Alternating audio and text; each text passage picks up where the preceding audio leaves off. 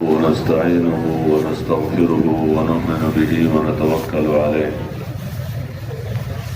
ونعوذ بالله من شرور أنفسنا ومن سيئات أعمالنا من يهده الله فلا مضل له ومن يضلله فلا هادي له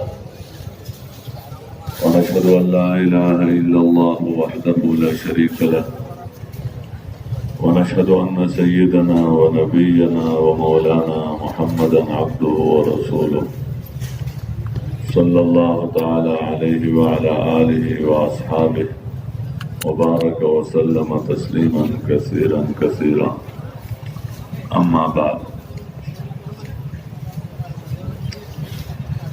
میرے محترم دوستوں اور بزرگوں اور بھائیوں، اللہ جل شانہ نے اپنے فضل و کرم اور احسان سے ہمیں ایمان کی دولت سے نوازا ہے، اسلام کی دولت سے نوازا ہے۔ تو یہ اللہ تعالیٰ کی بہت بڑی بڑی نعمتیں ہیں۔ جو بھی نعمت بندے پر اللہ کی طرف سے ہوتی ہے تو اس نعمت کے ساتھ اس کے شکر کا مطالبہ ہوتا ہے کہ اس نعمت میں تم شکر گزار بن جاؤ، اور جب بندہ شکر گزار بنتا ہے یعنی اللہ کا احسان مانتا ہے، اس نعمت کو اللہ کی طرف منسوب کرتا ہے اور جس طرح اللہ چاہتا ہے اس طرح اس کو استعمال کرتا ہے، تو اللہ کی طرف سے مزید کے وعدے ہیں۔ ایمان میں کمال، اسلام میں کمال، نعمتوں میں اور زیادہ اللہ کی طرف سے نعمتیں دی جاتی ہیں۔ اللہ ہمیں ان نعمتوں کے قدردانوں میں سے بنا دے، شکر گزاروں میں سے بنا دے، اور موت تک ان نعمتوں کے ساتھ روز بروز اللہ ہم سب کو مالا مال کر دے۔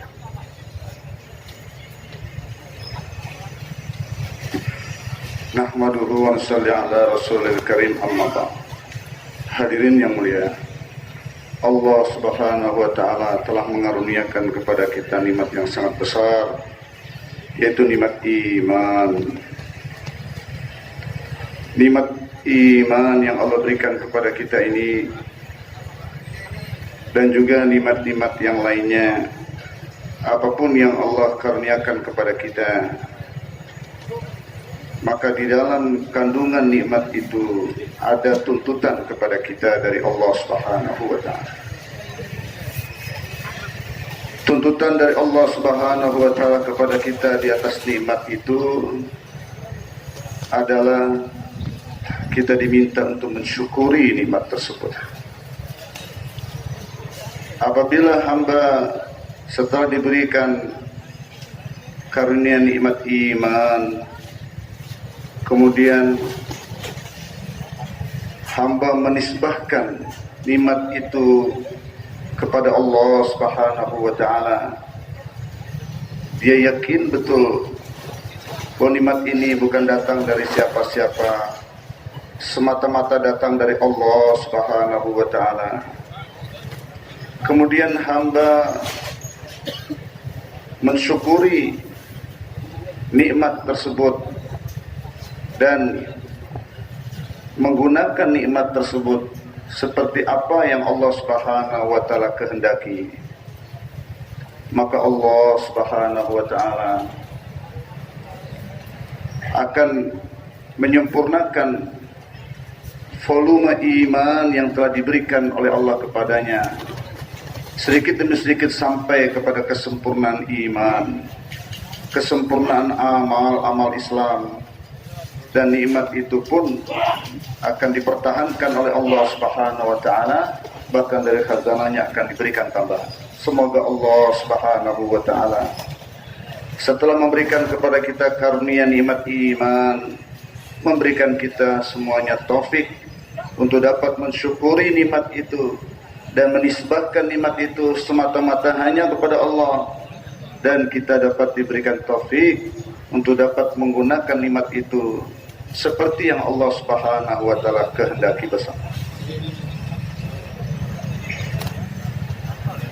हर मोमिन को इस बात का मुकल्लफ बनाया गया है कि अपनी पूरी जिंदगी को मौत तक अल्लाह के खौफ के साथ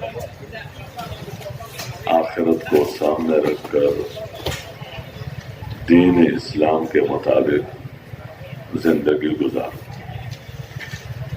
ये हर मोमिन इस बात का मुकल्लफ है, गोए इसकी जिम्मेदारी है कि मौत तक दीन के मुताबिक जिंदगी गुजारना, ये इसका काम है। वला तमूतुन्ना इल्ला व अंतुम मुस्लिमून, और कमाल इस्लाम के मुताबिक जिंदगी हो, पूरी जिंदगी इस्लाम के मुताबिक हो।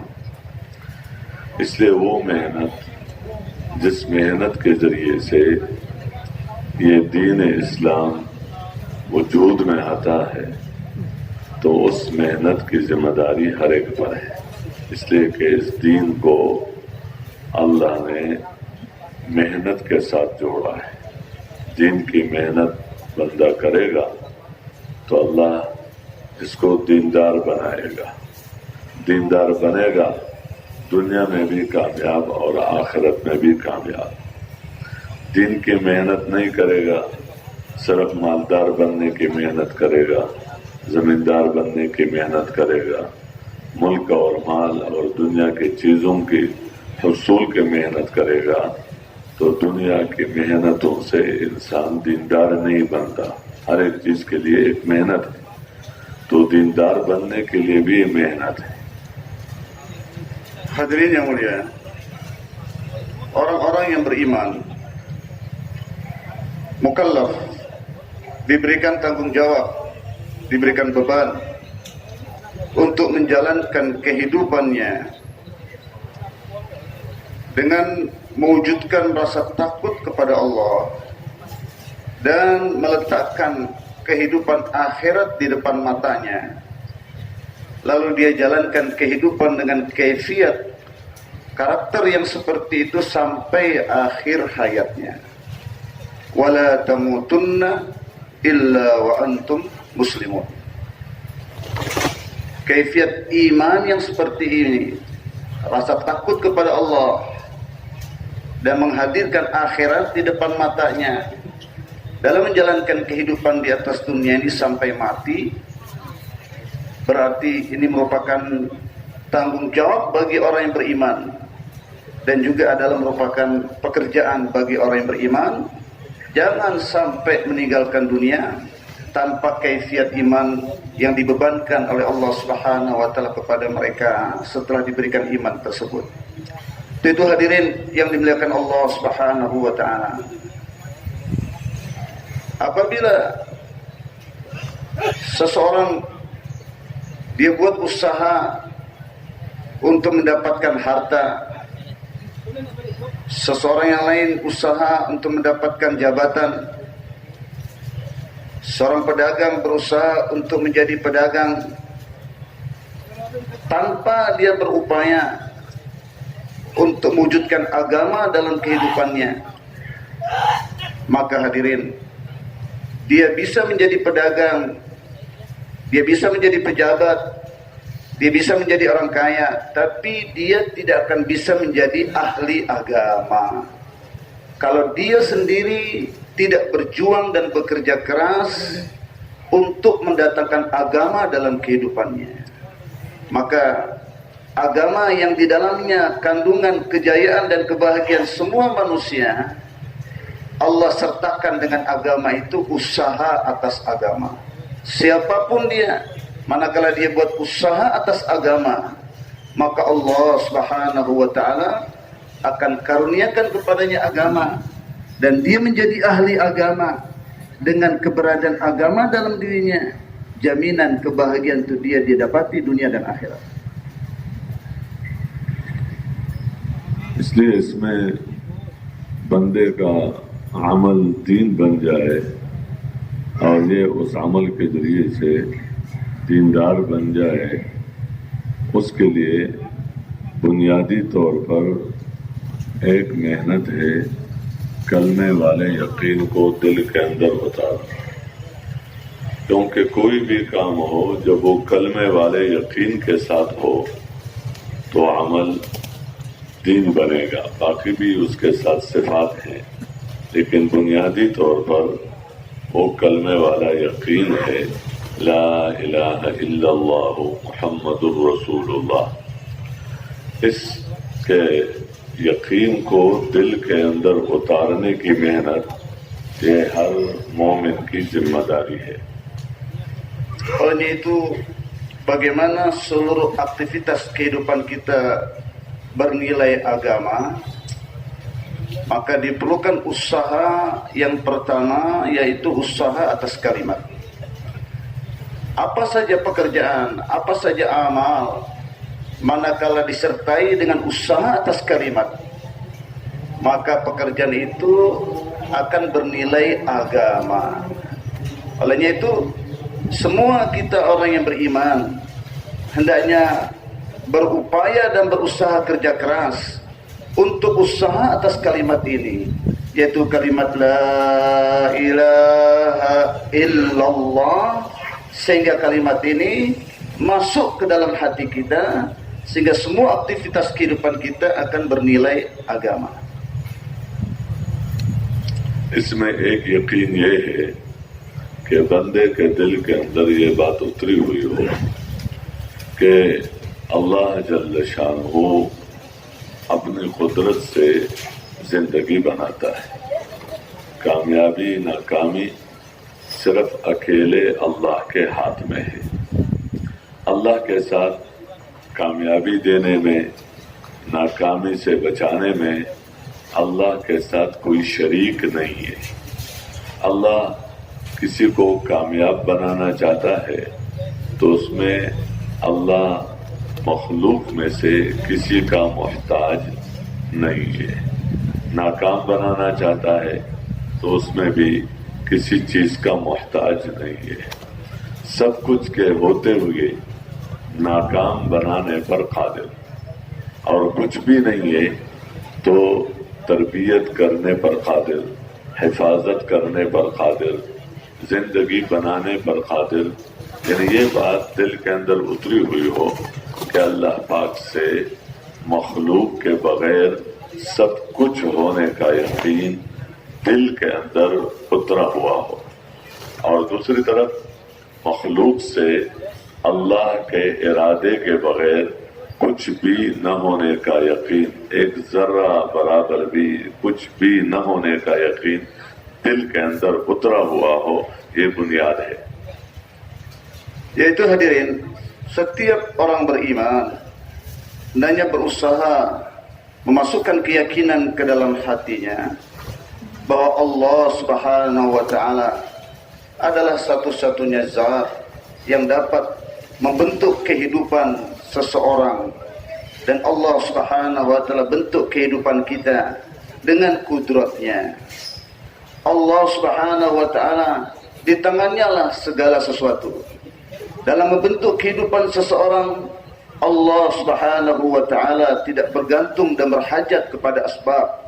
Makhluk apapun dia bentuknya, berapapun banyaknya, di dalam mentarbiyah, di dalam membentuk kehidupan, di dalam memberikan kebahagiaan, Allah Subhanahu wa taala tidak sama sekali bergantung kepada apapun dari makhluknya. Allah Subhanahu wa taala qadir hai. Allah Subhanahu wa taala maha kuasa. Walaupun tidak ada apa-apa daripada kebendaan, Allah tarbiyah siapa yang dia kehendaki. Allah bentuk kehidupan siapa yang dia kehendaki. Allah Subhanahu wa taala jaga, pelihara kepada siapa yang dia kehendaki. Sebaliknya, Allah Subhanahu wa taala maha kuasa.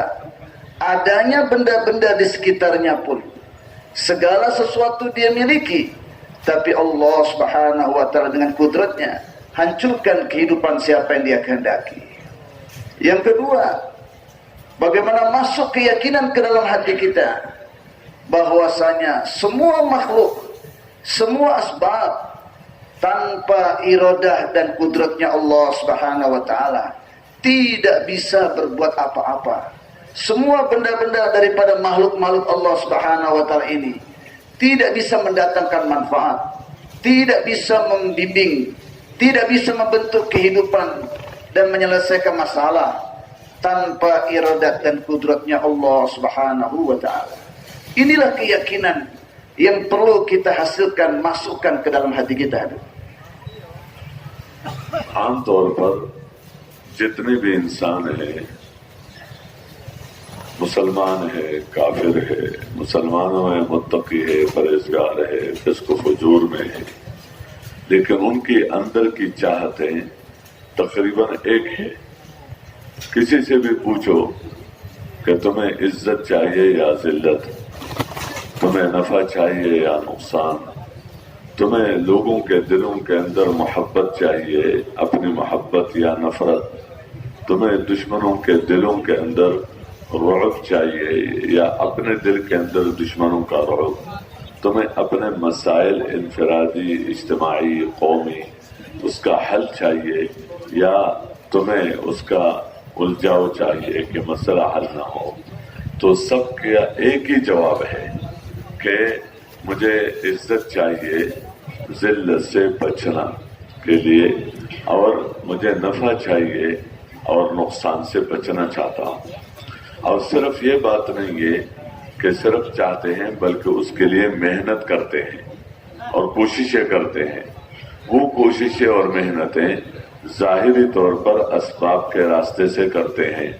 मुझे इज्जत चाहिए, तो इज्जत के लिए तुम क्या कर रहे हो? जिल्लत से बचने के लिए तुम्हारा क्या निज़ाम है? नफा लेने के लिए और नुकसान से बचने के लिए तुम्हारा क्या तरीक़ेकार है? दुश्मनों पर गलबा और यानी अपने रौब दूसरों के दिलों के अंदर डालने के लिए, या ये है कि अपनी मोहब्बत लोगों के दिलों के अंदर पैदा हो जाए, उसके पास तुम्हारा क्या नज़म है, तुम्हारा क्या तरीक़ेकार है? तो आम तौर पर लोग ये समझते हैं कि ये चीज़ें तो हमें चाहिए, ये हालात, लेकिन इसके लिए तरीक़ेकार ये है कि जब हमारे हाथ में पैसा आएगा, जब हमारे हाथ में मुल्क आएगा, जब हमारे हाथ में माल आएगा, जब हमारी अक्सरियत होगी, जब मुझे ओहदा मिल जाएगा, जब इस तरह ये चीज़ें जब मुझे मिल जाएंगी, तो इसी रास्ते से मुझे इज्जत मिलेगी, मुझे इत्मीनान मिलेगा, मेरा काम बनेगा, मेरी जिंदगी बनेगी, मेरे भी बच्चों की जिंदगी बनेगी। लेकिन अगर ये चीजें मेरे हाथ में न हो, मिसाल के तौर पर पैसा मेरे पास यानी ज्यादा न हो और इख्तियारात मेरे हाथ में न हो, दुनिया की चीजें मेरे हाथ में न हो, तो फिर उसके नतीजे में मुझे जिल्लत मिलेगी, मैं नाकाम हो जाऊंगा, मुझे परेशानियां होंगी। गोया लोगों ने उमूमी तौर पर इन अच्छे हालात को और इस बुरे हालात को चीजों के साथ जोड़ा है कि चीजों का वजूद ये जरिया है उन हालात के वजूद में आने के लिए जो मैं चाहता हूँ, और इन चीजों का फुकदान ये जरिया है उन मुसीबत और परेशानियों के वजूद में आने के लिए जिसको मैं नहीं चाहता हूँ। ये यकीन गलत है। Hadirin yang mulia, secara umum, baik orang Islam, orang yang beriman maupun yang tidak beriman, baik pekerja maupun yang tidak bekerja, kalau ditanya atau diajukan pertanyaan kepada kita, kamu pengen untung atau pengen rugi? Kamu pengen mulia atau pengen kehinaan? Kamu pengen pekerjaan kamu selesai atau tidak selesai? Kamu ingin musuh kamu tetap takut sama kamu, atau berubah musuh kamu itu menakut-nakuti kamu? Apakah kamu ingin orang mencintai kamu atau kamu ingin orang benci sama kamu. Nah, keinginan-keinginan yang seperti ini tatkala diajukan kepada kita atau kepada setiap orang, maka hadirin, secara umumiat semua menginginkan apa yang kita inginkan. Ada kesamaan dalam keinginan ini, yaitu jawabannya pasti sama. Saya ingin untung, saya tidak mau rugi, saya ingin kemuliaan, saya tidak ingin kehinaan, saya ingin hajat saya terpenuhi, saya tidak ingin hajat saya tidak terpenuhi, saya ingin masalah saya selesai, saya tidak ingin masalah saya tidak selesai, saya ingin kalahkan musuh-musuh saya tidak ingin musuh mengalahkan saya ingin tinggi, saya tidak ingin direndahkan.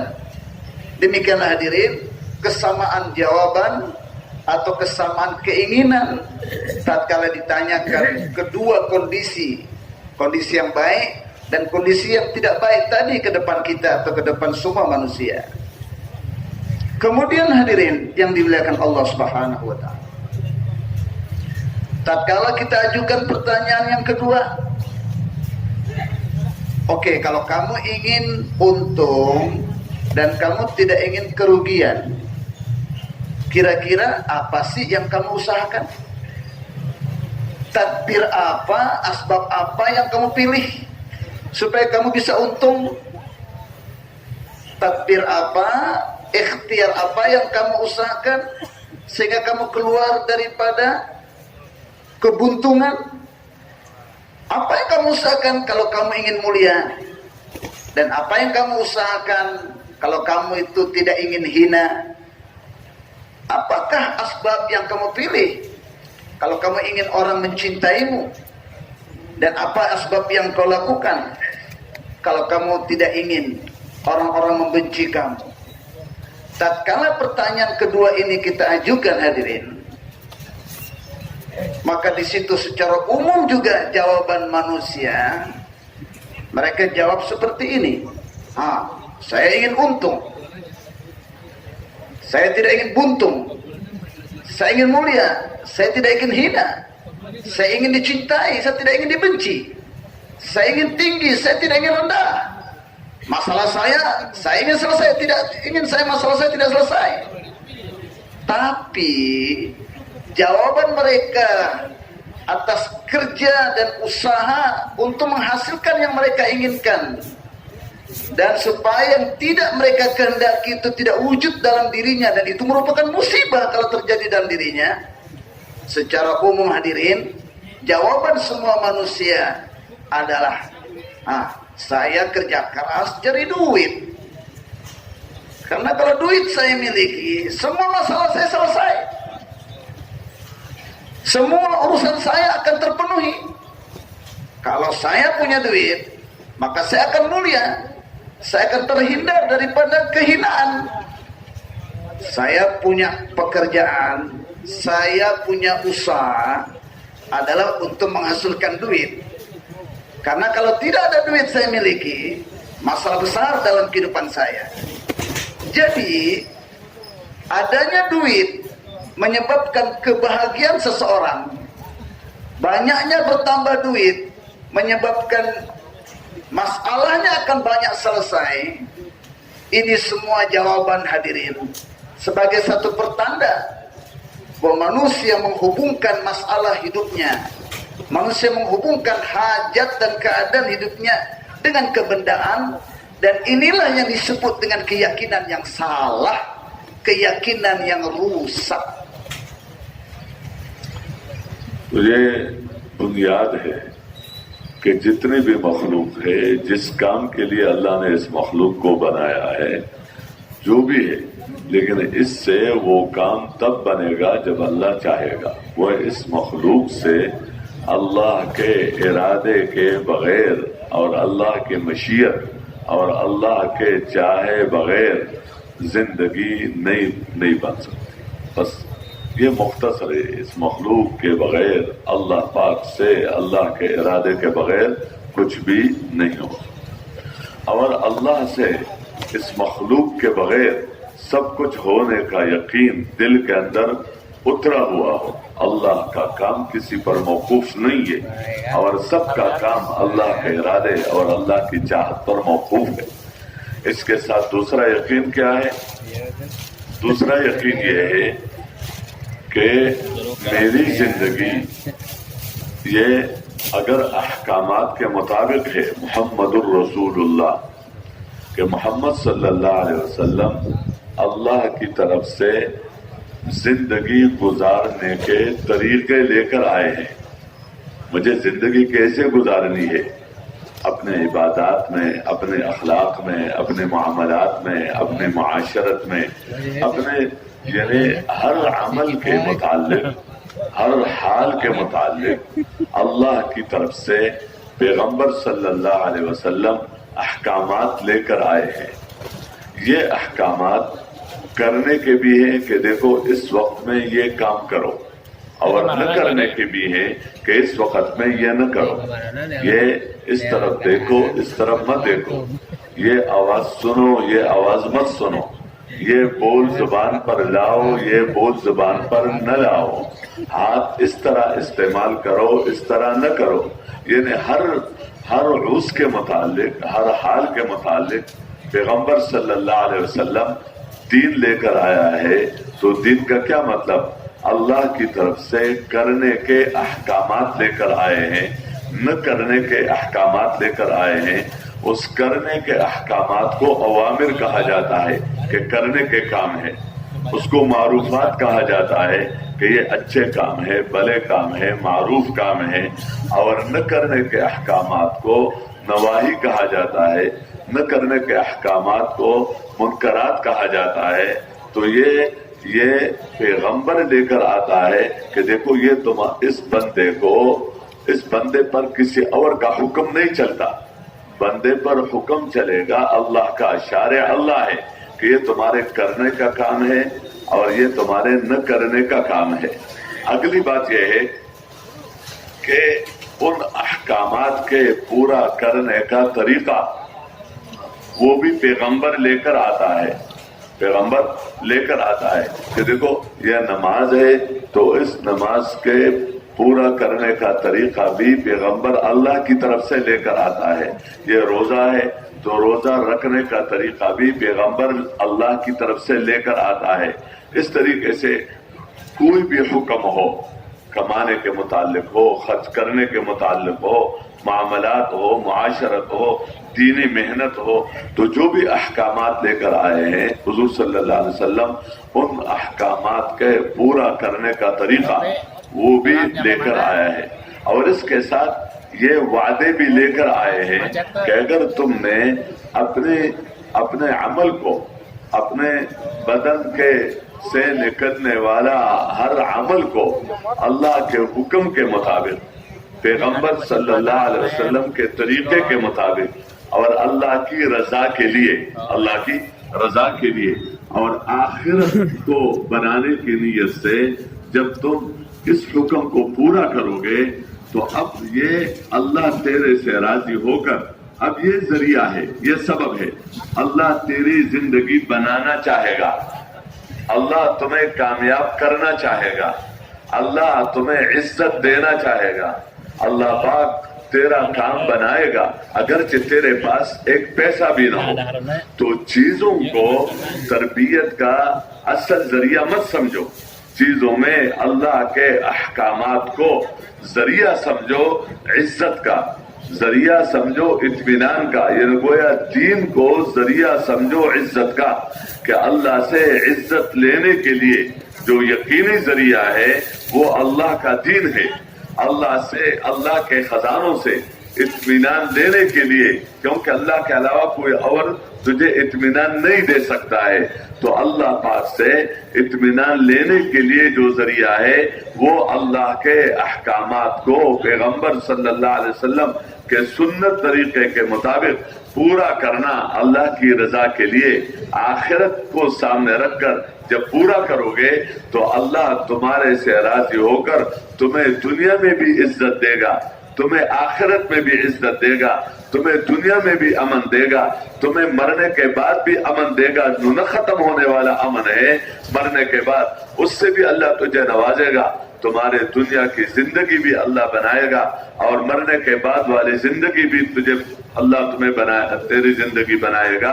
अगरचे तुम्हारे पास एक पैसा भी ना हो, खाने के लिए तुम्हारे पास कपड़ा नहीं, रहने के लिए तुम्हारे पास ढंग का मकान नहीं, सवार किसी जगह पहुंचने के लिए तुम्हारे पास ढंग की सवारी नहीं, इस तरह तुम्हारे पास पहनने के लिए ढंग के कपड़े नहीं, तुम्हारे पास दुनिया के चीजों में से चीजें है नहीं या है या कम है, लेकिन ये यकीन दिल के अंदर उतारो कि अल्लाह पाक अल्लाह ही के हाथ में है और जरिया वो अल्लाह का दीन। तो दीनदार बनने के लिए सबसे पहले दीन को इज्जत का यकीनी जरिया समझो, दीन को इत्मीनान का जरिया समझो, दीन को हर नाकामी से बचना और कामयाबी के यानी हुसूल का जरिया समझो।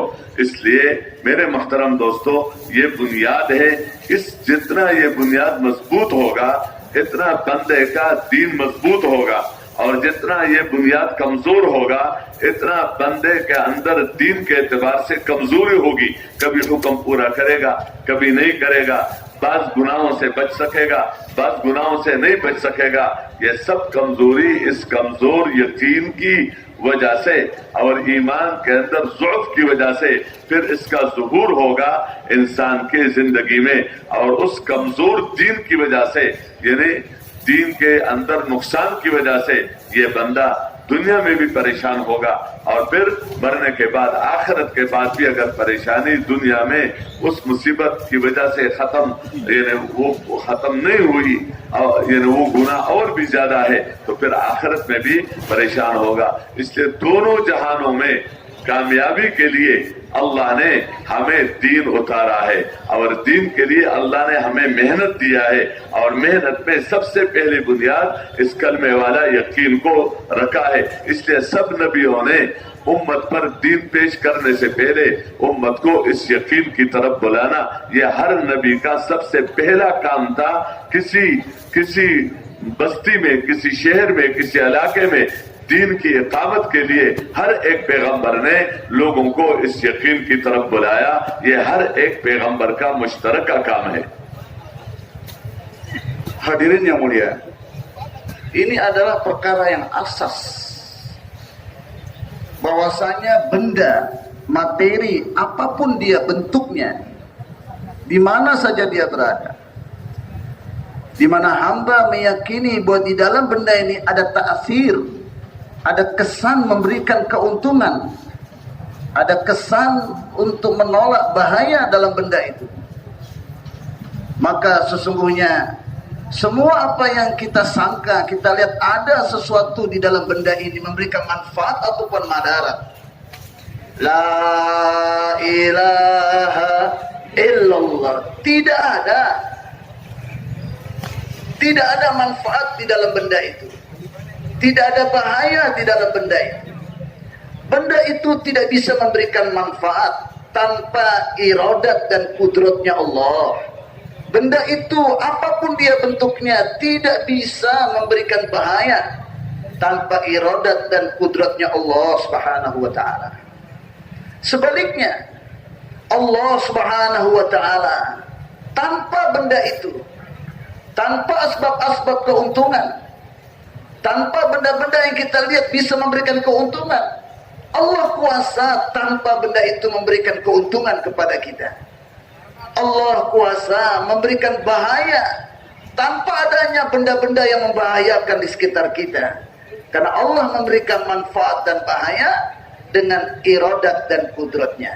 Olehnya itu, semua benda-benda dan materi untuk menzahirkan manfaat dan bahaya mauqufah, bergantung kepada Allah Subhanahu wa taala. Sedangkan Allah Subhanahu wa taala zat yang mutlak iradat dan kudratnya tidak bergantung dengan asbab apapun daripada makhluk-makhluknya untuk menzahirkan iradat dan kudratnya, untuk menzahirkan apa yang Allah inginkan dalam mentarbiyah, membentuk, dan menjaga serta memelihara apa yang dikehendaki oleh Allah, Allah buat semua dengan kudrat dan iradatnya, tanpa asbab sekalipun Allah kuasa. Inilah hadirin perkara yang asas pertama untuk diusahakan masukkan ke dalam hati kita, bahwa Allah yang kuasa, tanpa apa-apa, kuasa buat apa saja. Sedangkan makhluk apa saja tanpa Allah tidak bisa berbuat apa-apa. Perkara ini bagaimana masuk ke dalam hati kita yang paling dalam, keyakinan yang benar kepada Allah, kepada iradat dan kudratnya Allah Subhanahu wa ta'ala. Para hadirin, Muhammadur Rasulullah sallallahu alaihi wasallam, yaitu hadirin bahwa para anbiya alaihi salatu wassalam di setiap masa dan zaman yang diutus oleh Allah Subhanahu wa ta'ala di satu kampung, satu daerah, satu kaum, ini bahwa nabi-nabi dan rasul yang diutus, mereka bukan datang membawa asya dari sisi Allah Subhanahu wa ta'ala, tapi para anbiya alaihi salatu wassalam dari sisi Allah membawa awamir, dari sisi Allah membawa din, membawa agama, membawa amal. Itu yang dibawa oleh para anbiya alaihi salatu wassalam. Atau dengan kata lain, membawa thariqul hayah, membawa cara hidup. Bagaimana seorang hamba menjalankan kehidupan yang disukai oleh Allah Subhanahu wa ta'ala. Bagaimana hamba menjalankan ibadah. Bagaimana hamba bermuamalah. Bagaimana hamba bermuasyarah. Bagaimana hamba berhubungan satu dengan yang lain dengan manusia. Dan bagaimana hamba berhubungan satu dengan yang lain dengan perantaraan kebendaan. Para anbiya alaihi salatu wassalam datang dari sisi Allah Subhanahu wa ta'ala membawa awamir. Awamir yang dibawa oleh para anbiya alaihi salatu wassalam itu disebut dengan agama, yaitu cara menjalankan kehidupan, cara menggunakan diri dan cara menggunakan kebendaan dalam kehidupan yang disukai oleh Allah Subhanahu wa ta'ala. Di dalam awamir ini ada dua, ya. Satu sisi disebut awamir atau ma'rufat, sesuatu yang selayaknya dikerjakan oleh hamba. Nawahi atau mungkarat, perkara-perkara yang tidak layak untuk dikerjakan. Jadi Nabi datang membawa amal, yang dengan amal itu layak dikerjakan, ini yang harus kamu kerjakan. Dan juga membawa nawahi, perkara-perkara yang tidak layak untuk dikerjakan, maka itu harus ditinggalkan. Ada awamir al-muta'alliqah dengan mata, ada perintah yang berhubungan dengan mata. Kesana boleh dilihat, yang di situ tidak boleh dilihat. Ada awamir yang berhubungan dengan mulut.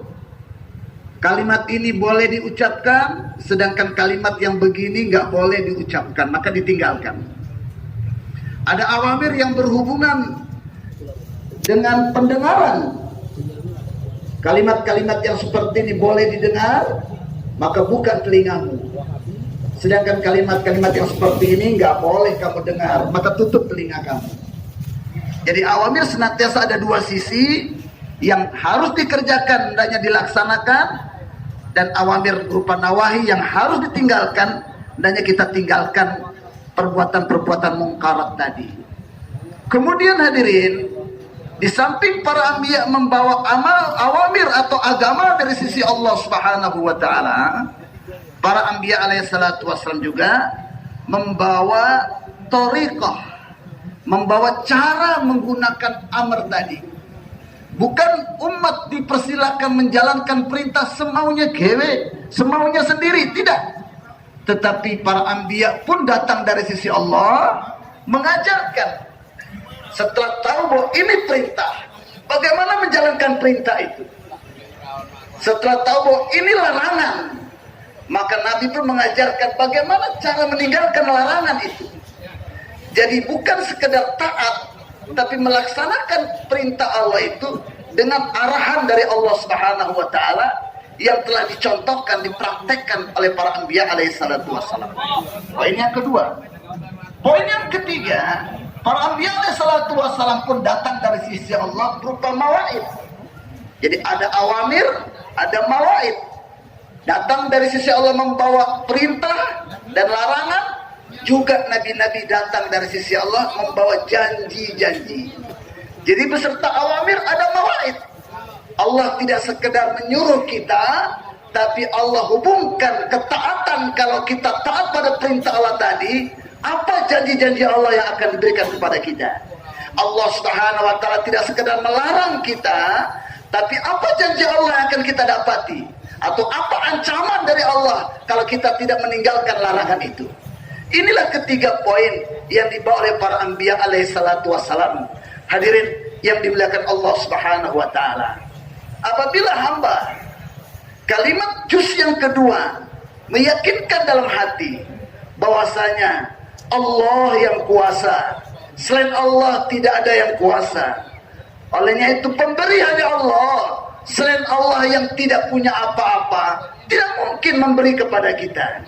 Kalau kita ingin kemuliaan, kemuliaan ada di dalam khazanahnya Allah. Selain Allah tidak punya kemuliaan. Olehnya itu minta kemuliaan dari Allah.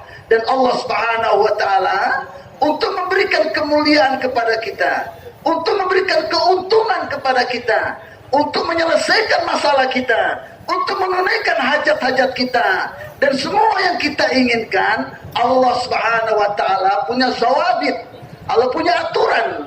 Allah tidak pernah menurunkan kebendaan dan materi untuk memberikan keuntungan kepada kita, untuk menyelesaikan masalah kita, untuk menunaikan hajat kita. Tapi sunnatullah, zawabit dari Allah Subhanahu wa taala, Allah menurunkan awamir apabila saya taat perintah Allah ini, ya, yang berhubungan dengan setiap saat dan keadaan. Saya tidak boleh melihat benda, karena benda ini tidak ada apa-apanya. Adanya benda, tidak adanya benda tidak akan merubah kehidupan saya. Banyaknya benda atau sedikitnya benda tidak ada hubungannya dengan kehidupan saya. Kehidupan saya mutlak di tangan Allah Subhanahu wa taala.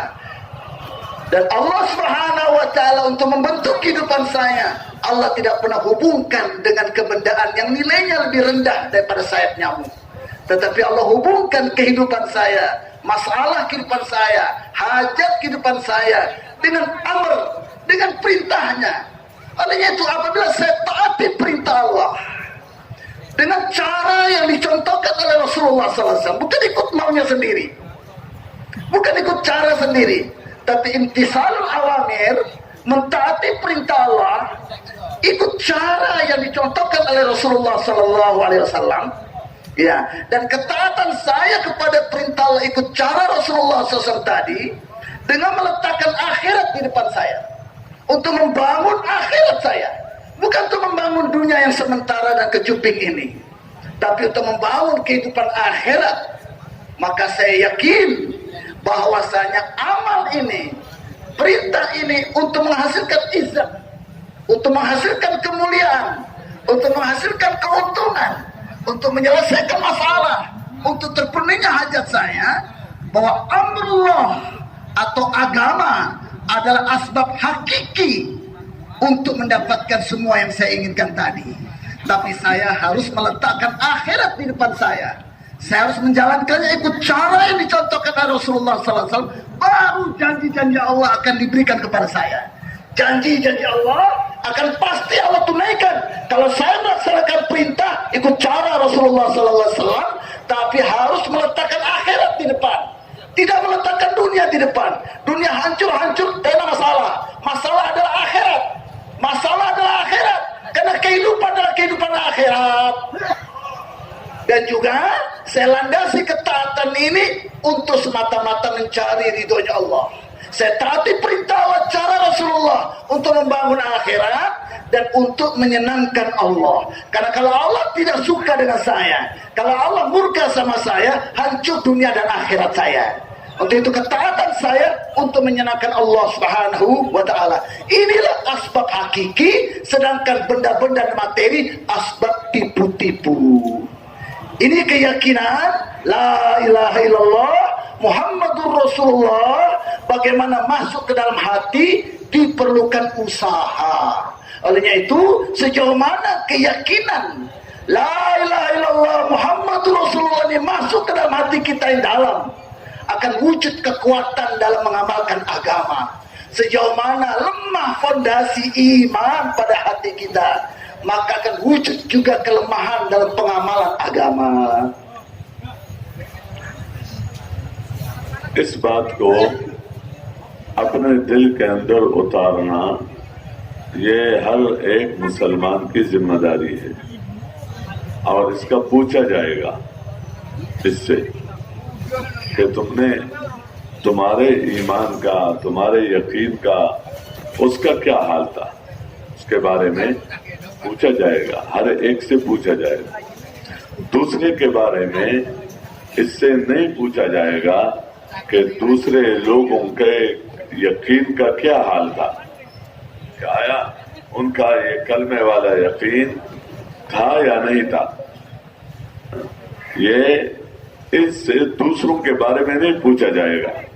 हाँ, ये तो पूछा जाएगा कि दूसरों को इस यकीन की तरफ बुलाने के लिए तुझे हुक्म था कि लोगों को इस ईमान की तरफ, इस यकीन की तरफ बुलाओ, तो तुमने दूसरों को इस दीन पर लाने के लिए क्या मेहनत की, लेकिन आगे वो दीन पर आए या नहीं आए, ये अल्लाह का निजाम है। अंबिया अलैहिस्सलाम को अल्लाह दीन देकर भेजता है, हिदायत देकर भेजता है, जिसके एतबार से वो खुशखबरी देने वाले होते हैं और डराने वाले होते हैं। और उस मेहनत के नतीजे में बाज लोग उन बिशारतों से और इन इंजार से मुतासिर होकर वो हक कबूल कर लेते हैं, तो वो जन्नत वाले बन जाते हैं।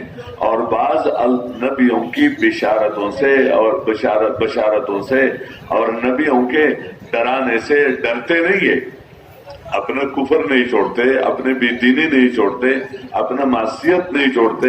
नबी अपना काम पूरा कर लेता है, वो डरा जिसकी वजह से वो जन्नत से महरूम होकर जहन्नम में चले जाते हैं। तो नबी से ये नहीं पूछा जाता है कि ये क्यों जहन्नम में गया, ये क्यों जहन्नम में क्यों चला गया। वो तो चला गया अपने उस कुफर, शिर्क या अपने मासियत की वजह से। नबी से ये पूछा जाता है कि आया जो दीन इनके जहन्नम से बचने के लिए, जन्नत में जाने के लिए अमानत के तौर पर तुझे दिया गया था, आया तूने वो दीन इनको पहुंचाया था, नहीं पहुंचाया था।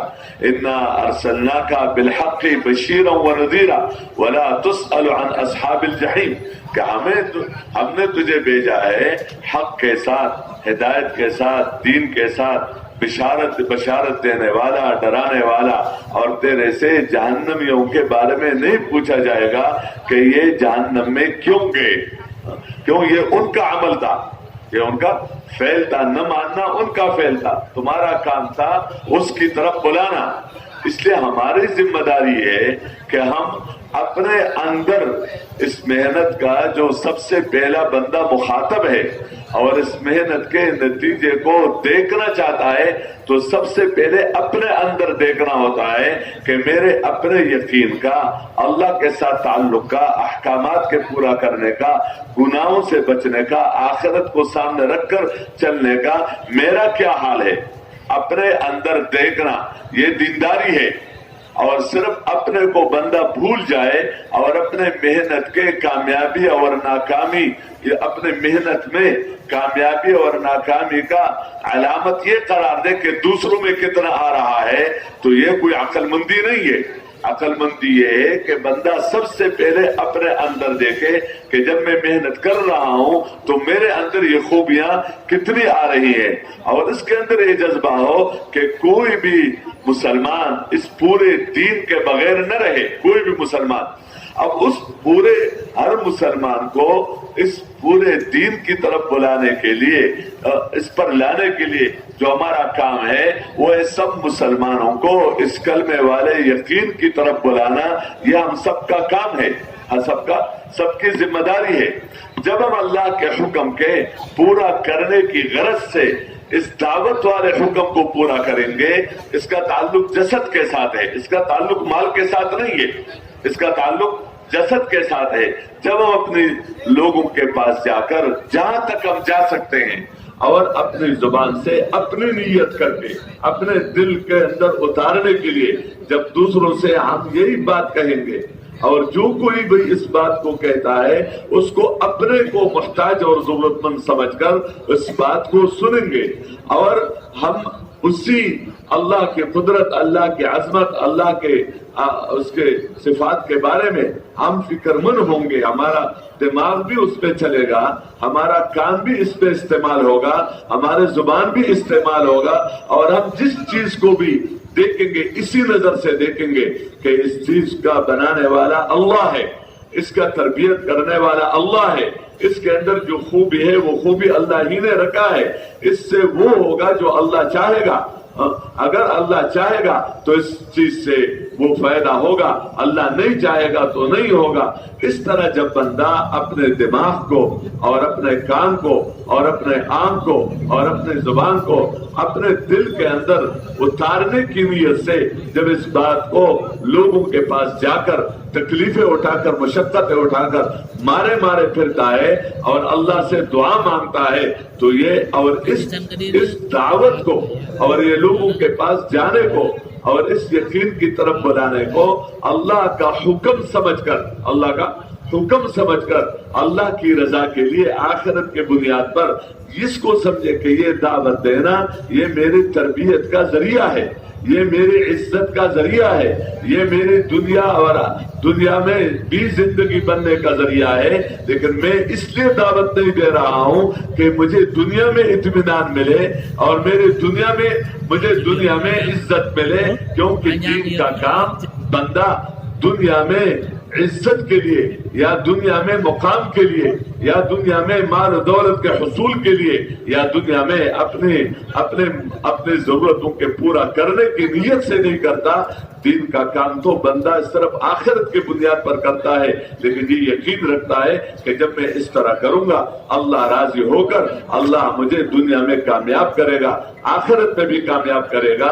इसमें बंदे का ज्यादा से ज्यादा वक्त लगे, इसलिए कि इसका हम सबसे ज्यादा मोहताज है, और इसमें लगना ये हमारे मसाइल का हल है और हमारे दुनिया और आखिरत में जिंदगी बनाने का यकीनी जरिया है।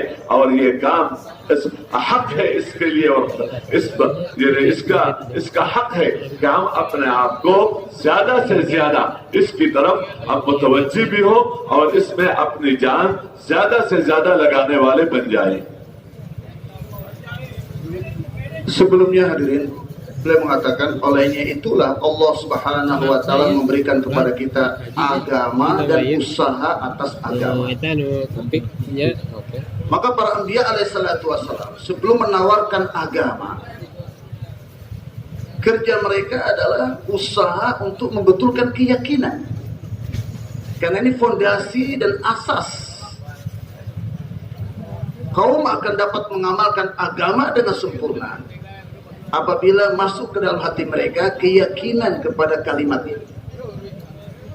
Jadi sebanyak mana keyakinan atas kalimat ini masuk ke dalam hati, maka akan ada ta'alluq diri ini dengan awamir.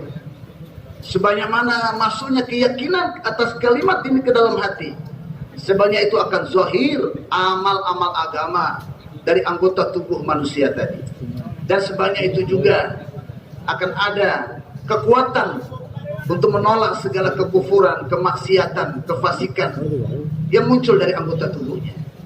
Tapi manakala keyakinan atas kalimat ini melemah, maka hubungan anggota tubuh dengan agama, dengan awamir akan semakin melemah, sehingga anggota tubuh bebas berbuat maksiat, malas beribadah kepada Allah Subhanahu wa taala. Itu hadirin yang dimuliakan Allah Subhanahu wa taala. tugas kita sebagai orang yang beriman. Semua kita, bagaimana kalimat ini masuk ke dalam hati kita yang paling dalam. Bagaimana terjadi perubahan atas keyakinan kita.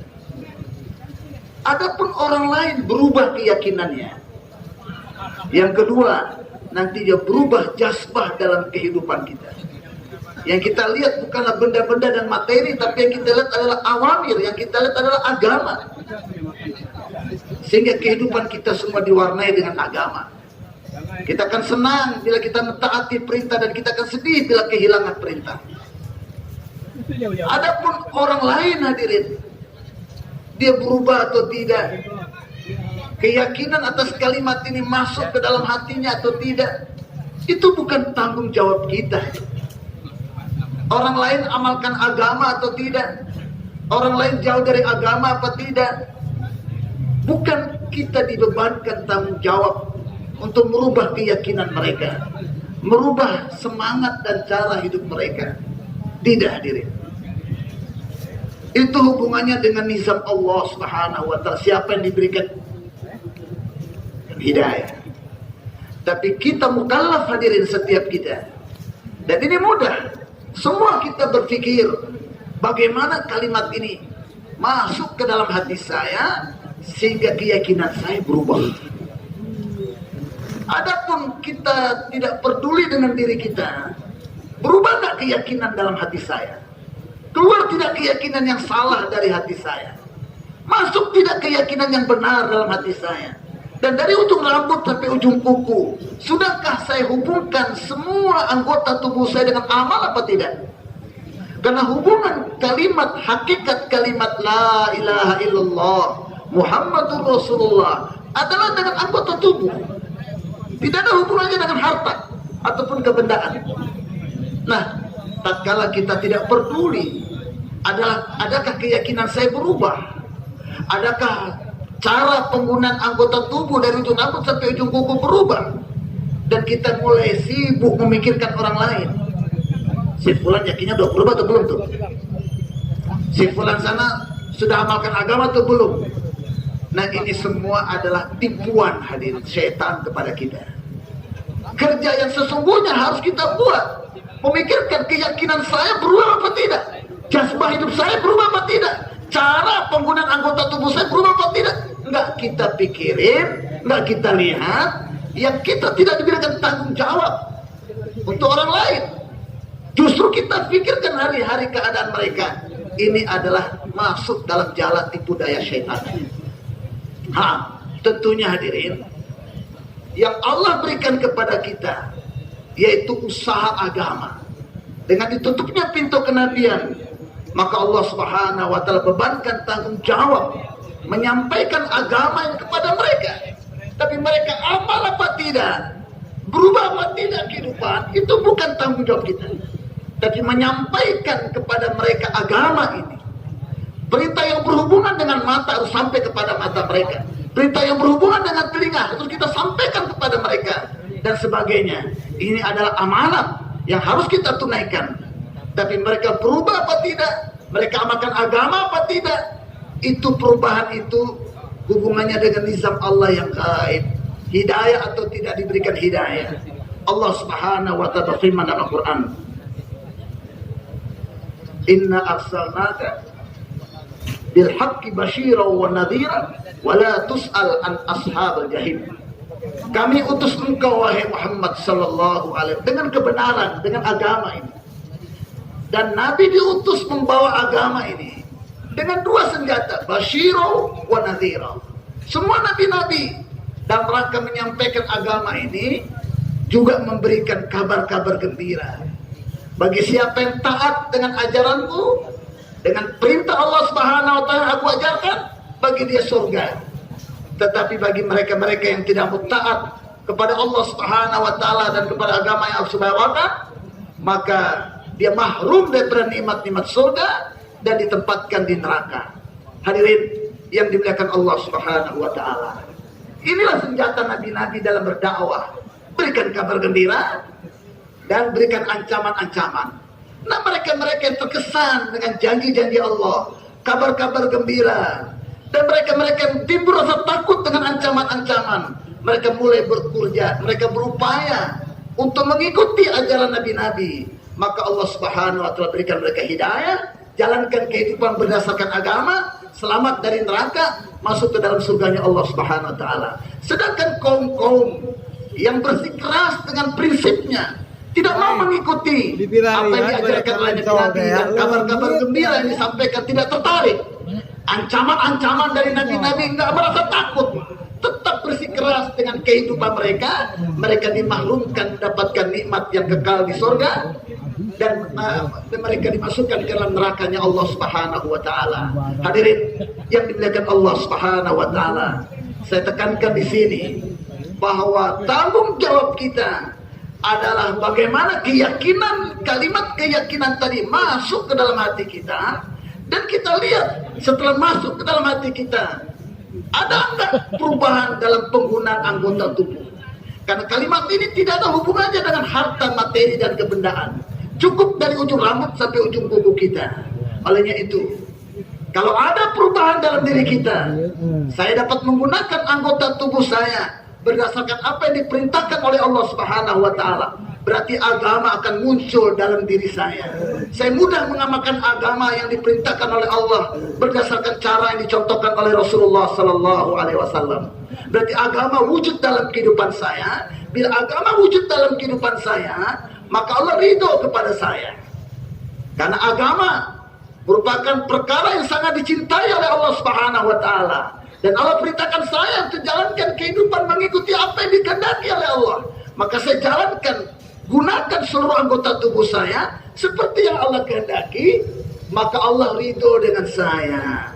Tapi hadirin, perkara yang sangat penting dalam perkara agama atau dalam kerja agama, jangan sedikit pun kita niati untuk membentuk kehidupan duniawi kita. Tapi dalam perkara dan kerja agama, palingkan perhatian kita dari dunia dan arahkan, asaskan kerja agama kita untuk membangun akhirat, meletakkan akhirat di depan kita. Tapi penuh dengan keyakinan, penuh dengan keyakinan. Tadi kita dasari ketaatan kita untuk membangun akhirat dan ridhonya Allah Subhanahu wa taala, bukan untuk membangun dunia. Di sini ikhlas harus kita hadirkan, tapi kita juga harus hadirkan keyakinan, ihtisaban, bahwa bila saya taat perintah Allah yang berhubungan dengan seluruh anggota tubuh saya, dan saya letakkan akhirat di depan saya, Allah ridho dengan saya, Allah ridho dengan saya. Bila Allah ridho dengan saya, pasti dan pasti, bukan akhirat saja Allah bangun untuk kehidupan saya, di dunia pun Allah akan bangun kehidupan saya dengan amal agama ini. Dan ini adalah asbab hakiki untuk mendapatkan kemuliaan, untuk tarbiyah, untuk membangun kehidupan saya dunia dan akhirat. Olehnya itu hadirin, berarti kita adalah sosok orang yang paling berhajat dengan dakwah iman ini hadirin. Diri kita adalah punya hak yang terbesar dibandingkan dengan orang lain, agar kita selamat dari neraka, selamat dan kita masuk dalam surganya Allah, selamat dari berbagai macam huru hara dan penderitaan yang kekal abadi di akhirat, dan selamat daripada berbagai macam musibah yang silih berganti di dunia yang sementara ini. Dan berapa banyak keinginan saya, hajat-hajat saya, semua juga akan terpenuhi apabila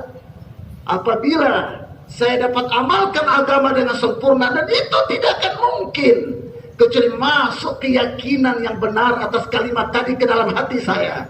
Olehnya itu, tanpa harta, materi dan kebendaan dan asbab-asbabnya, cukup anggota tubuh ini. Pertama, telinga. Saya cari majelis-majelis iman dan yakin, dengarkan dengan penuh tawajuh, merasa berhajat supaya masuk ke dalam hati yang paling dalam. Majelis yang berbicara Allah yang kuasa, selain Allah sok-sok kuasa, selain Allah, tanpa Allah tidak bisa berbuat apa-apa, sedangkan Allah tanpa apa-apa kuasa buat apa saja. Allah buat segalanya dengan kudratnya, tidak bergantung dengan makhluk, sedangkan semua makhluk tidak menzahirkan manfaat dan madaratnya berhajat dan bergantung kepada Allah Subhanahu wa taala. Di sisi Allah ada dengan tidak ada sama. Di sisi Allah banyak dan sedikit sama, karena Allah buat dengan kudratnya. Allah tidak pernah buat sesuatu dengan asbab. Hadirin yang dimuliakan Allah Subhanahu wa taala, hajat kita, maka kita dengarkan pembicaraan ini dengan sungguh tawajuh. Kemudian apa yang kita sudah dengar, kita jumpa setiap orang dan katakan kepada mereka apa yang sudah kita dengar. Apa yang sudah kita dengar berjam-jam tadi, kalimat-kalimat iman. Sekarang kita gunakan mulut kita, katakan, saudara, Allah yang kuasa. Selain Allah tidak ada yang kuasa. Selain Allah, tanpa Allah tidak bisa berbuat apa-apa. Sedangkan Allah kuasa buat apa saja tanpa apa-apa. Allah tidak bergantung dengan asbab, dan semua asbab kecil maupun besar, sedikit ataupun banyak, tidak bisa berbuat apa-apa tanpa Allah Subhanahu wa taala. Apa yang diinginkan oleh asbab tidak akan jadi. Apa yang diinginkan oleh Allah pasti jadi. Ini yang kita dakwakan hari-hari. Berjam-jam capek-capekkan mulut kita, dengarkan, capek-capekkan telinga kita. Di malam hari rona-dona bertahe, nangis-nangis, minta kepada Allah sambil muraqabah dan zikirkan kalimat ini. Esok harinya, di siang hari, pandang segala sesuatu dengan pandangan iman. Jangan lihat yang sekarang, awalnya lihat dan akhirnya. Dulu dia tidak ada, akhirnya juga tidak ada. Sekarang yang ada, sebagaimana wujudnya bergantung kepada Allah, fana dan akhirnya bergantung kepada Allah. Sekarang pun benda ini, apa yang ada di dalamnya tidak bisa berbuat apa-apa. Tidak akan wujud apa yang dia kehendaki, akan wujud apa yang dikehendaki oleh pencipta benda-benda itu. Sehingga kita tidak akan terkesan kepada benda itu. Sebaliknya kita akan melihat apa yang dikehendaki oleh Allah pada diri saya dalam benda itu. Allah ingin hubungkan benda itu dengan amal atau awamir. Bila saya taati perintah Allah untuk membangun akhirat, supaya Allah ridho dengan saya, maka Allah Subhanahu wa taala, walaupun tanpa benda ini, dengan benda ini atau hilangnya benda itu, Allah akan selesaikan masalah saya dengan iradat dan kudratnya. Allah tarbiyah saya, Allah bentuk kehidupan saya dengan kudratnya. Tapi saya taati perintah bukan untuk menyelesaikan masalah dunia, tapi saya yakin masalah saya dunia dan akhirat akan selesai.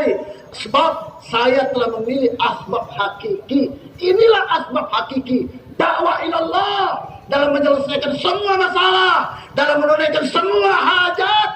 Merasa berhajat karena asbab ini adalah asbab hakiki untuk menjayakan kita, membahagiakan kita, menyelesaikan semua masalah kita. Allah. इसलिए ये हमारे दीन का हिस्सा है, हमारी जिम्मेदारी है। नतीजा अल्लाह के हाथ में है कि हम पूरी दुनिया को सामने रखकर इस मेहनत में लगे। यानी ये हमारा काम है, इस माने में कि जिस तरह अपना ईमान और नेक अमाल इंसान के लिए निजात का जरिया है, इंसान के लिए निजात का जरिया है, तो ये पूरा कामिल जरिया नहीं बन सकता जब तक बंदा इस ईमान और इस आमाल की तरफ बुलाना अपना दीन का हिस्सा न समझे। और उस बुलाने में जो भी तकलीफ आए, जानी हो, माली हो, मुकाम के एतबार से हो, कोई भी हो, तो उस पर सब्र करके लोगों को उसकी तरफ बुलाना, ये हमारे दीन का हिस्सा है। ये दोनों चीजें साथ साथ है। जिस तरह अगर एक आदमी लोगों को दीन की तरफ बुला रहा है और खुद अमल का एहतमाम नहीं कर रहा है, तो ये पूरा दीनदार नहीं है। क्योंकि बुलाना दीन है, लेकिन बुलाने के साथ उसका खुद अमल करने का भी हुक्म है। जिससे वो पूरा दीनदार नहीं और वो निजात के पूरे असबाब उसके अंदर नहीं है। इस तरह अगर एक आदमी अपने जात के एतबार से ईमान और आमाल के साथ जिंदगी गुजारता है, लेकिन लोगों को इसकी तरफ बुलाने के लिए अपनी जान और माल जितना हुक्म है और जो तरीका है उसके मुताबिक नहीं लगाता, तो ये पूरा दीनदार नहीं बन सकता। जबकि हर मोमिन को पूरे दीन के अंदर दाखिल होने के हुक्म है कि अपने आप को पूरा दीनदार बनाओ, उसमें सब चीजें जिमन में आ जाती हैं। Untuk itu hadirin, tanggung jawab kita bagaimana membawa semua umat manusia di dunia ini kepada agama. Ini tanggung jawab kita dengan berkah ditutupnya pintu kenabian. Allah Subhanahu wa taala memberikan tanggung jawab ini kepada tiap-tiap pribadi daripada umat baginda Rasulullah sallallahu alaihi wasallam. Paling itu iman dan amal. Ini adalah asbab hakiki untuk meraih kesuksesan yang sempurna dunia dan akhirat, untuk meraih keuntungan yang sempurna dunia dan akhirat, untuk menyelamatkan kehidupan kita yang sempurna dunia dan akhirat. Apabila dalam kehidupan seseorang tidak ada iman dan amal dalam kehidupannya, dia tidak menghubungkan kehidupannya dengan iman dan amal, berapapun banyak asbab-asbab materi yang dia kumpulkan, harta, jabatan, kedudukan, dan sebagainya, berarti dia tidak sempurna mengumpulkan asbab keuntungan dan kejayaan. Di tengah-tengah asbab keuntungan pun asbab zohiri, tetapi dia akan mendapatkan kerugian di tengah-tengah asbab keuntungan. Kenapa dia rugi? Kenapa dia hina? Walaupun dia sudah mengumpulkan asbab-asbab kemuliaan. Karena asbab kemuliaan yang dia kumpulkan adalah asbab materi dan kebendaan. Dan itu asbab nakis atau asbab tipu-tipu. Sehingga dia tidak akan pernah merasakan kebahagiaan dalam hidupnya. Di dunia yang sementara, apalagi nanti di akhirat. Oleh itu siapa saja, di mana saja dia berada, apapun profesinya, apabila ingin mendapatkan kemuliaan yang hakiki, kejayaan yang hakiki, dia hendaknya mengumpulkan asbab kemuliaan yang sempurna, yaitu iman dan amal. Keyakinannya harus berubah, dan cara penggunaan anggota tubuhnya pun harus berubah. Yang kedua hadirin, kalau seandainya amal agama telah dia amalkan dengan sempurna dalam kehidupannya, tapi iman dan amal yang merupakan asbab yang sempurna untuk meraih kesuksesan dan kebahagiaan dalam hidup manusia, dia tidak dakwakan kepada orang lain. Orang ini pun belum mengamalkan agama dengan sempurna. Karena kita diperintahkan oleh Allah untuk masuk dalam agama secara sempurna. Udkhulu fis-silmi kafah, masuklah dalam Islam secara sempurna, yaitu iman dan amal pun ada dalam kehidupan kita. Kita hubungkan kehidupan kita dengan iman dan amal, dan kita tawarkan kepada setiap orang. Kita sampaikan kepada orang bahwa hendaknya berpaling dari asbab-asbab materi dan kebendaan. Jangan yakin dengan asbab materi dan kebendaan. Masukkan ke dalam hati kamu keyakinan kepada asbab hakiki, yaitu iman dan amal. Hadirin yang dimuliakan Allah Subhanahu wa taala, kalau kita sampaikan ini kepada orang-orang di seluruh dunia, berarti kita telah amalkan ayat udkhulu fis-silmi kafah, masuk Islam secara sempurna dari segi amal dan juga dari segi dakwah. Tetapi apapun masalah yang datang dalam program dakwah mengajak manusia kepada iman dan amal, sabar menghadapinya, jangan mengeluh menghadapinya, jangan memble dalam menyikapinya. Sabar dalam arti tidak mengeluh dan teruskan kerja kita. Kita digolongkan orang-orang yang telah mengamalkan ayat ini. तो जिस तरह इबादत ये हमारा मकसद हयात है, खिलाफत ये हमारा मकसद हयात है, अच्छे अखलाक, इस तरह इस उम्मत मुस्लिमा के मकसद हयात कि जिसके लिए इस उम्मत को अल्लाह ने वजूद दिया है, तो इस उम्मत के एतबार से ये इसका अपने मकसद हयात है कि पूरी दुनिया को सामने रखकर ये अपनी जान और माल को तरतीब देकर पूरी दुनिया के इंसानों को इसकी तरफ बुलाना, ये अगर अपनी जिम्मेदारी समझेगा और अपनी जिम्मेदारी पूरा करने के लिए कोशिश करेगा तो अल्लाह की मदद साथ हो जाएगी।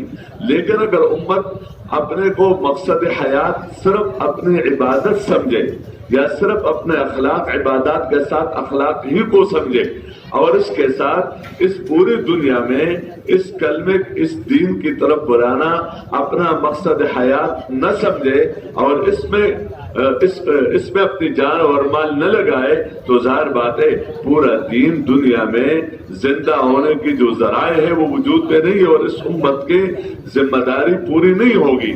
تو یہ ہمارے مقصد حیات بھی ہے اور یہ ہمارا مدار نجات بھی ہے.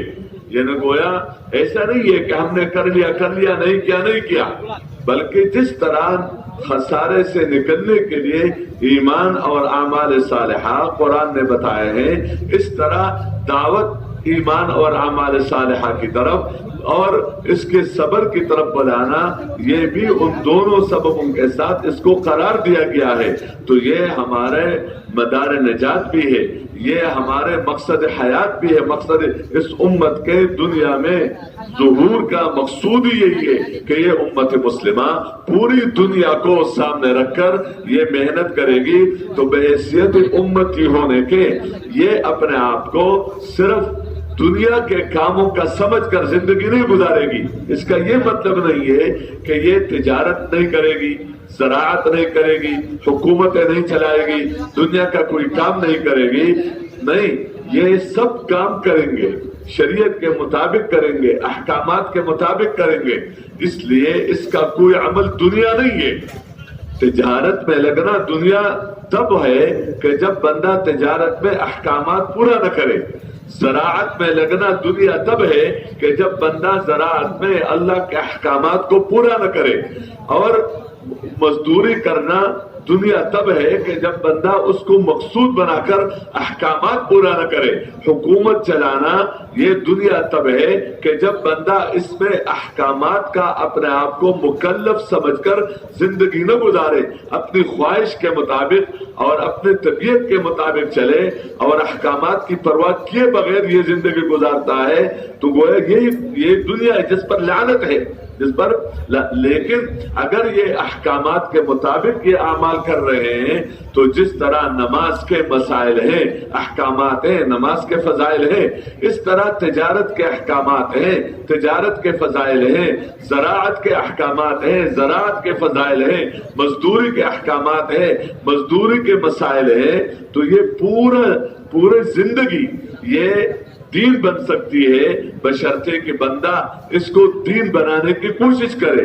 لیکن اس کے ساتھ ساتھ جو بات عرض کی جاتی ہے تبلیغ کے عنوان سے کہ اگر ایک بندہ اپنے آپ کو پورا دیندار سمجھ کر اپنی زراعت بھی احکامات کے مطابق ہے بیوی بچوں کے حقوق بھی ظاہری طور پر ادا کر رہا ہے اور اپنے دنیا کے کام بھی گویا اس یقین کے ساتھ یا صحیح طریقے کے ساتھ یا اللہ کے دھیان کے ساتھ اور اللہ کی رضا کے لیے یہ سب کچھ کر رہا ہے اور اپنے وقت پر کر رہا ہے اپنے دنیا کے اور اس کے ساتھ اپنی نماز پڑھ رہا ہے اپنا روزہ رکھ رہا ہے اپنے قرآن کی تلاوت کر رہا ہے ذکر کر رہا ہے لیکن اس کی وجہ سے یہ اپنے آپ کو یہ سمجھے کہ وہ میری ذمہ داری پوری ہوئی. تو یہ ذمہ داری اس طرح پوری نہیں ہوتی. ذمہ داری پوری تب ہوگی کہ جب یہ اپنے آپ کو اس پورے اپنی نیت میں بھی عالمی نسبت ہو جان کے استعمال میں بھی عالمی نسبت ہو مال کے استعمال میں بھی عالمی نسبت ہو اور پوری دنیا کو سامنے رکھ کر اپنے جتنا ہو سکے اس امت کی ذمہ داری اس پورے امت کو اس ایمان کی طرف بلانا اس دین کی طرف بلانا. اگر ہم اس کو اپنا کام سمجھیں گے اور کام بحیثیت امتی ہونے کے اس کو ہم اپنا کام سمجھیں گے اور پوری امت جب اس کام کو کرے گی تو یہ پوری امت مجتمع اس کے بغیر بن نہیں سکتی. ایک فرد کا اس تقوی کے مطابق زندگی گزارنا موت تک اور اپنے ان احکامات کو پورا کرنا اور ایک ہے کہ ہر ایک کا اللہ کے دین یعنی قرآن اور سنت کتاب و سنت پر اس پر ایسے مضبوطی سے پکڑنا کہ ہر ایک اس کو اپنا ایک کو مقصود سمجھ کر اس کے ساتھ اپنے آپ کو آراستہ کرے تو اس کی برکت سے کیا ہوگا؟ ان سب کا اس دین اور دینی کام پر مجتمع ہونا، اسی کا نام اجتماعیت ہے۔ خواہ یہ بستی میں 3 ہی کیوں نہ ہو، یا بستی میں 15 کیوں نہ ہو، یا بستی میں شہر میں کم تعداد والے کیوں نہ ہو، لیکن ان کا اپنے ذاتی کے اعتبار سے دیندار بننا اور اللہ کے کتاب اور سنت پر مجتمع ہو جانا اور اس کو مضبوطی سے پکڑنا، گویا اس اہل حق کا اس چیز پر مجتمع ہونا، یہ کیا ہے؟ یہ اس کی اجتماعیت ہے۔ اور پوری امت کی اجتماعیت یہی ہے جس کے ساتھ اللہ تعالیٰ کی مدد ہوگی کہ خواہ ہم اپنی مسجد میں ہو یا اپنے شہر میں ہو، اپنے علاقے میں ہو، اپنے ملک میں ہو، تو اپنے آپ کو ایک اپنے محلہ اور اپنی بستی اور اپنے شہر اور اپنے علاقہ اور اپنے ملک کا سمجھ کر ہم کام نہ کریں، زندگی نہ گزارے، بلکہ ہم اپنے آپ کو پوری دنیا کے اعتبار سے ذمہ دار سمجھ کر ہم کام کریں۔ صرف موجودہ جو انسان ہے ان کے اعتبار سے نہیں، بلکہ قیامت تک آنے والے جتنے بھی انسان ہیں ان کو ہم اپنے نیت میں رکھ کر اپنی ذمہ داری سمجھ کر جب ہم محنت کریں گے، اللہ جل شانہ کی مدد ساتھ ہوگی، اور اس مدد کی برکت سے انشاءاللہ العزیز ہر جگہ کام اٹھے گا، ہر جگہ کام ہوگا، اور ہم ان خوش قسمت بندوں میں سے ہوں گے کہ اللہ پاک ہمیں ذریعہ بنا دے گا پورے دنیا میں باطل کے ٹوٹنے کا اور اللہ کے کلمے کے بلند ہونے کا۔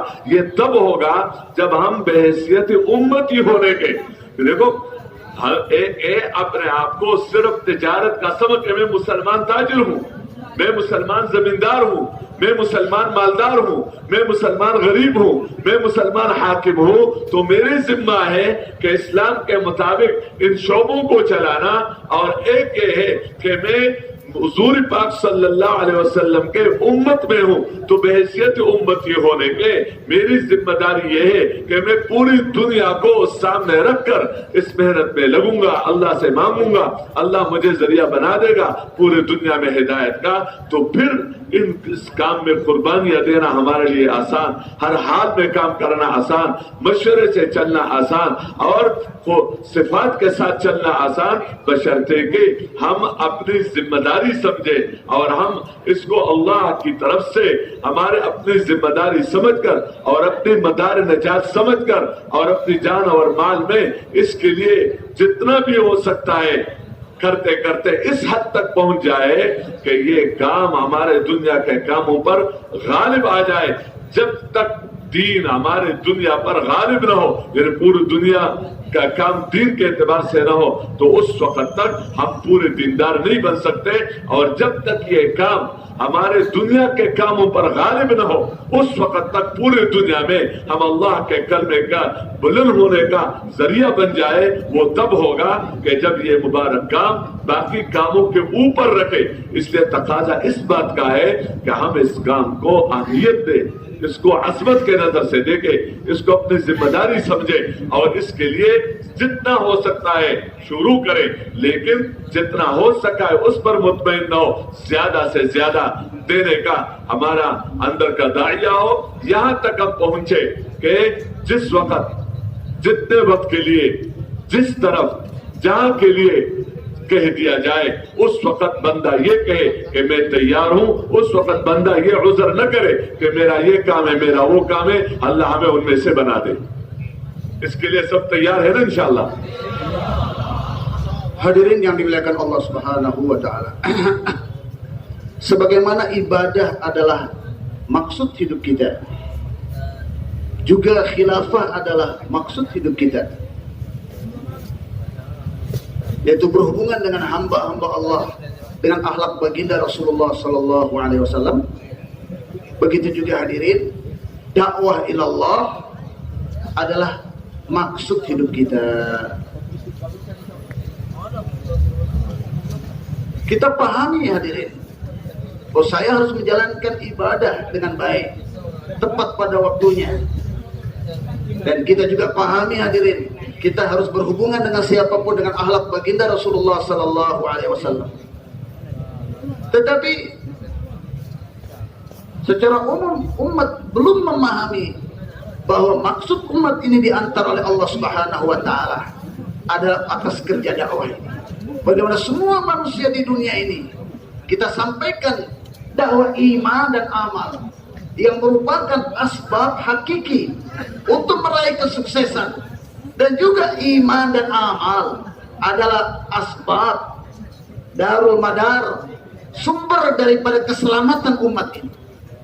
Apabila kita sibuk dengan amal-amal ibadah dan akhlak kita baik, kemudian kita tidak merasa bertanggung jawab atas kerja ini untuk menyampaikan kepada semua manusia di seluruh penjuru dunia tentang pentingnya iman dan amal yang merupakan asbab yang hakiki yang Allah berikan untuk keselamatan umat manusia dunia dan akhirat, berarti kita belum mengamalkan agama dengan sempurna.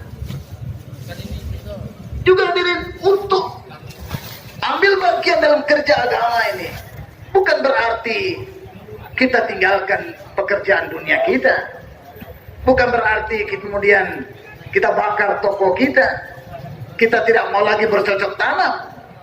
Tidak seperti itu. Seorang petani dengan sawah dan ladangnya, tetap dia mengerjakan pekerjaan itu tiap hari. Seorang pedagang, dia dengan dagangannya pergi ke pasar setiap hari tepat pada waktunya. Seorang pegawai, setiap hari dia pergi ke kantor tepat pada waktunya. Kemudian dia hubungkan semua asbab itu dengan awamir. Inilah yang dikehendaki. Ya, bukan meninggalkan dunia atau meninggalkan asbab dunia, tapi menghubungkan asbab dunia itu dengan awamir. Sehingga jadi agama. Kapan dikatakan asbab-asbab dunia kita ini jadi dunia? Apabila keyakinan kita dengan asbab ini saya akan bahagia. Kita yakin dengan asbab ini saya akan diselesaikan masalah saya. Bila keyakinan kita kepada asbab dan kita paham bahwa asbab ini yang Allah hubungkan dengan agama di dalamnya, tapi kita tidak hubungkan asbab itu dengan awamir, dengan amal, maka inilah yang menjadikan asbab dunia kita itu jadi dunia. Jadi dikatakan materi dan kebendaan ini jadi dunia apabila asbab itu melalaikan kita dari Allah dan melalaikan kita daripada hukum-hukum Allah yang selayaknya dihubungkan dengan asbab-asbab dunia itu.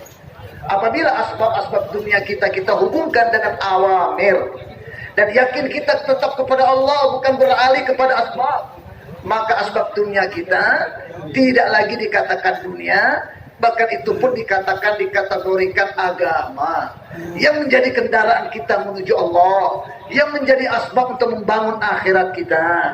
Ini perkara penting dipahami. Sekali lagi bukan berarti syukur kita taskil orang untuk buat kerja dakwah, bukan berarti mengandung perkara di mana kita harus tinggalkan 100% asbab duniawi kita. Tapi yang dikehendaki kita hubungkan asbab dunia kita dengan amal yang selama ini kosong dari amal, sehingga asbab dunia itu dilaknat oleh Allah sebelumnya. Sekarang tatkala kita hubungkan dengan amal, dan yang dulu yakin kita dengan asbab, kita rubah yakin kita kepada musabbibul asbab, maka berubahlah asbab dunia tadi yang tadinya mal'un, dilaknat oleh Allah, menjadi marhum, dirahmati oleh Allah Subhanahu wa taala, menjadi kendaraan yang kita bisa bawa kepada Allah Subhanahu wa taala. Tapi perkara yang kedua yang perlu diperhatikan hadirin, jangan sampai kita ke kebun, ke toko, ke kantor tepat waktu sambil menjaga sholat 5 waktu. Tidak ada perkara-perkara yang haram kita kerjakan. Mulut kita sibuk menyebut-nyebut nama Allah, baca Quran setiap hari. Kita tidak melanggar siapapun, berhubungan dengan siapapun dengan akhlak baginda Rasulullah, tidak benci, tidak dengki, dan tidak menyakiti siapapun. Dan kita merasa sudah menyempurnakan tanggung jawab. Belum, Tuhan. Tanggung jawab ibadah kita sudah sempurnakan, tanggung jawab khilafah kita sudah sempurnakan. Tapi ingat, Tuhan belum masuk dalam kategori amalkan agama dengan sempurna, karena ada satu tanggung jawab lagi, ada satu maksud hidup lagi yang kau lupakan Tuhan, yaitu dakwah ilallah Subhanahu wa ta'ala. Oleh itu tuan-tuan yang dimuliakan Allah Subhanahu wa ta'ala, di samping betulkan keyakinan kita dan perbaiki cara penggunaan anggota tubuh kita, kemudian setelah itu kita menghubungkan setiap orang dengan iman dan amal. Kemudian setelah itu hadirin, kita berhubungan dengan siapapun dengan akhlak baginda Rasulullah SAW. Selanjutnya kita letakkan seluruh dunia depan mata kita, seluruh manusia depan mata kita, dan kita bawa agama ini keliling dunia. Kita bawa iman dan amal ini kita tawarkan kepada seluruh manusia di ujung-ujung dunia, karena ini tanggung jawab yang Allah berikan kepada setiap pribadi daripada umat baginda Rasulullah SAW. Siapapun dia, apapun profesinya, dimanapun dia berada, ini tanggung jawab yang telah Allah berikan kepada umat baginda Rasulullah SAW. Dan inilah asbab kejayaan kita, dan ini adalah muara kesuksesan dan keselamatan umat ini. Apabila kita hanya sibukkan diri kita dengan zikir dan ibadah dan akhlak, dan kita merasa tenang sudah mengamalkan agama yang sempurna, belum hadirin, kita belum menunaikan tanggung jawab. Dan kalau kita belum menunaikan tanggung jawab, berarti kita belum amalkan agama dengan sempurna. Dan kalau kita belum amalkan agama dengan sempurna, berarti asbab najat, asbab kejayaan, asbab keselamatan belum kita kumpulkan. Berarti sama dengan kita mengundang musibah jadi musibah dalam kehidupan kita, hadirin. Ya, tidak ada jaminan keselamatan kalau kita hanya menunaikan tanggung jawab sebagai hamba abadian dan menunaikan tanggung jawab kita sebagai khilafah, yaitu berakhlak yang baik. Seandainya dakwah ilallah, amar bil ma'ruf nahi anil munkar, tidak kita ambil tanggung jawabnya, sama dengan kita membiarkan umat ini dalam kebinasaan dan kehancuran, hadirin. Oleh itu, hendaknya kita ambil tanggung jawab yang ketiga ini, dakwah ilallah, amar bil ma'ruf nahi anil munkar. Tapi ingat, jangan sampai kita ambil tanggung jawab ini hanya berdasarkan ilakah kita. Kita bertanggung jawab hanya satu kampung saja, atau satu kota saja, atau kita merasa sebagai orang Indonesia hanya mikir orang Indonesia saja. Tidak. Medan perjuangan usaha baginda Rasulullah SAW seluruh alam, seluruh dunia. Bahkan jangan kita hadirkan orang yang hidup di zaman kita, tapi kita letakkan seluruh manusia sampai di hari kiamat sebagai medan perjuangan kita, hadirin. Setelah itu kita mulai gunakan kemampuan, kekuatan yang kita miliki, yang Allah telah berikan kepada kita, untuk kita ambil bagian. Apa yang kita sanggupi kita buat.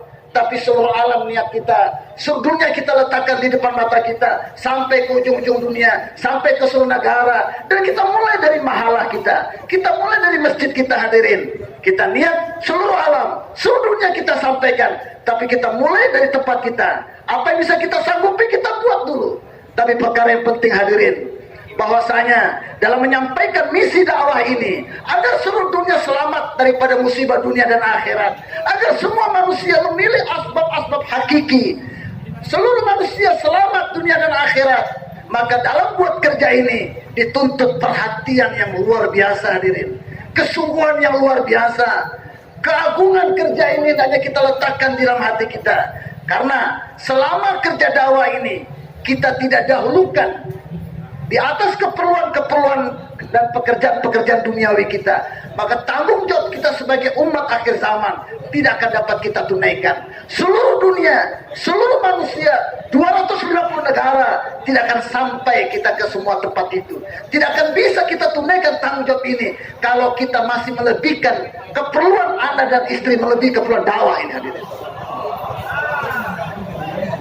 Oleh itu, tuntutan untuk kita sekarang, bagaimana kita naikkan level pengorbanan kita.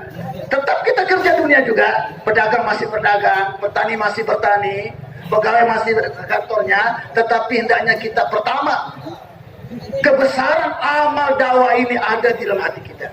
Tidak ada kerja yang lebih besar daripada kerja ini. Olehnya itu, kita tatkala beradu antara takaza dakwah dengan takaza duniawi kita, hendaknya kita dahulukan takaza agama atau kerja agama. Selanjutnya kita atur level pengorbanan kita, bagaimana kerja dakwah lebih banyak daripada kerja agama dunia, bagaimana kerja dakwah lebih banyak waktunya daripada kerja dunia kita. Dan kita siapkan diri kita untuk menyambut takaza-takaza alami. Jangan takaza kampung doang, takaza alami. Jangan jadi jago kandang saja, tapi seluruh alam kita letakkan di depan. Setelah itu, hadirin, kita siapkan diri kita, siap ditaskil kapan saja, kemana saja, dengan siapa saja, kemana saja. Bersedia untuk itu tuan-tuan?